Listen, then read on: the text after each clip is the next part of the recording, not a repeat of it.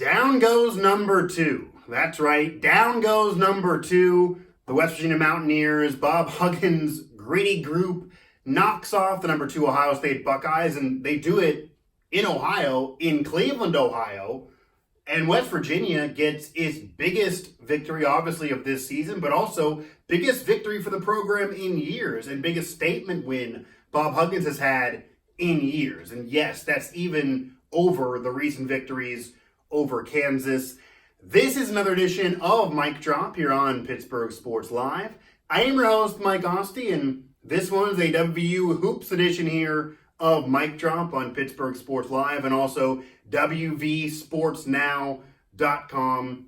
We were there, and the Mountaineers got the win. They got the statement victory over Ohio State, of the number 2 team in the country, and they did it in a total team effort in which Culver only got 7 points, didn't have the double-double. Huggins pretty much has said they needed to have him produce for them to win. He's had in recent victories. They didn't have the lead most of that game. It wasn't like they had the lead throughout and were shooting okay enough and then hung on. They had to come back to get the victory. They had to then hang on. And as Huggins said post-game, they had to rely on defense and their bench to get the win. The leading scorer for the Mountaineers didn't start. The leading scorer for the Mountaineers ends up with 21 off the bench. Another double-digit scorer off the bench. First 2 top scorers off the bench for West Virginia. Culver, as I said, with only 7. So that means a lot. But West Virginia made a statement. And it's a bigger statement than they made in recent years with those wins over Kansas or any other upset win. Because for a main reason. This year now has moved WVU in the top 15. Going into that game at 22, I'm sure they're going to be top 15 around that now as the rankings come out. And they deserve it. They played what I thought was a relatively easy schedule, but whatever you look at some of those metrics, it was a little harder than I would have thought. A lot of mid-majors there. They had the loss to St. John's, which I said at the time might have been humble pie that they needed to get them into this tougher stretch of the schedule. The Ohio State game, then conference play, Kansas included there. So that kind of worked out. The young and experienced team maybe needed that, didn't play well there, but they're getting these wins without playing amazing. And unlike past years, there's no Kenya Martin, there's no Kevin Pittsnoggle, there's no Javon Carter, Deshaun Butler, whether it be Huggins past players or past greats for the Mountaineers that you may know of. There's no one of those players that can carry the load if the team's not playing that well and carry you through a tough stretch in a big game. Doesn't exist. They need a total team effort. They need rebounding. They need defense. They need things that Pat Riley always talked about for his team, that Bob Huggins loves talking about, but didn't even happen in the win of Ohio State. So that shows you how great this team is collectively. That shows you where this team has come collectively. And from how bad the year was a season ago, from how no one thought any of them in the preseason, myself included, how they have not had and will not have a legit star. That player's not going to come in fruition. That player's not been Culver, who they thought maybe could be. He was in the doghouse earlier in the year. He's had double-doubles, but he's never been that leading scorer. He's not going to be that guy. They never thought he'd be that guy, but that guy doesn't exist for this team. So it's even more of a collective team effort. And this shows you how great of a coach Bob Huggins is. 800-plus wins, the Sweet 16s, the Final Fours, Cincinnati to WVU now, the long 30-year stretch of coaching for Huggins. One of the most underrated coaches in college basketball history, if not college athletic history. And it shows you why. This is a team that was predicted to do nothing, that did nothing a season ago. There's a lot more new players and experienced players no one had never heard of, new recruits of his. And maybe they're building for the future, and this year is only okay, kind of stabilize that. Better than last year, but a building block for the future.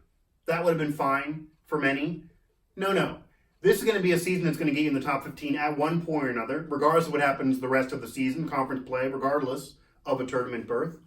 That is going to get you into the NCAA tournament. So this team, unlike last year, is going to get into the NCAA tournament, barring completely going down the tubes the rest of the way.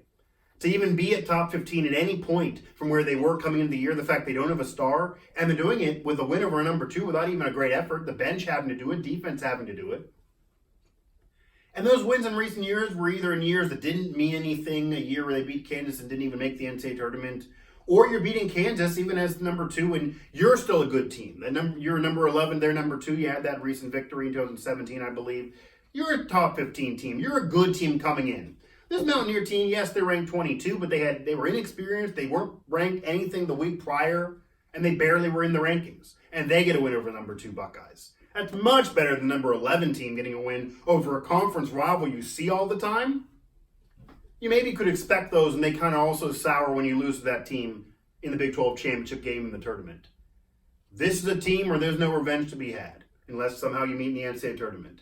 You get the win Ohio State, you do it to overcome the referees, do it as a collective team effort. You do it with an inexperienced team without a star. Huggins makes the biggest statement he's had in years, and WVU gets the biggest win for the program in years. And regardless of the rest of the way, it makes a statement for this year. It already gets you higher sights than you would have thought for this year.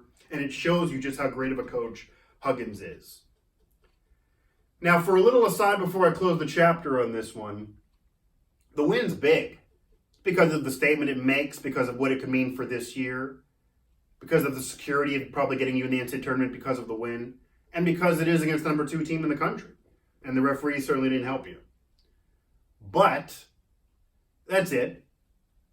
There's no other rivalry with Ohio State that some of you are talking about. There's no West Virginia-Ohio State rivalry. There's no Ohio State rivalry in football and basketball and tiddlywinks, okay? They're not in the same conference. There's no major win. They're not that close. They're kind of close together, but it's not like WVU and Pitt geographically. That rivalry just doesn't exist, and all it is a few West Virginia fans, maybe a loud minority of West Virginia fans, mostly those who are from West Virginia, unlike myself being a WVU alum from Pittsburgh, but those West Virginia fans that are bitter and jealous of Ohio State, that's all. Okay, Ohio State doesn't care what West Virginia does. I have Ohio State fan friends. They don't care about the Mountaineers, nor should they. There's nothing that connects the two, at least not in recent years, and they've been so more dominant in football, especially in recent memory. It hasn't mattered. No connection on the hardwood, even though the Mountaineers have certainly been right there with them in terms of both their success. But come on.